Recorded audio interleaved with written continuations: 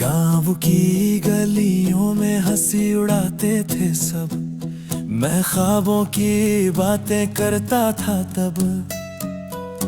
कहते थे लोग कुछ नहीं होगा तुझसे, पर मैं सुनता था अपने दिल की धड़कन से।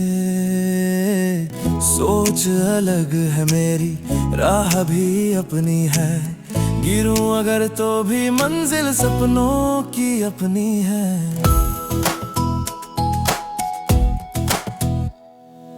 हंसे थे जो सब कल आज सलाम करते हैं, मेहनत से लिखा नाम लोग पैगाम करते हैं।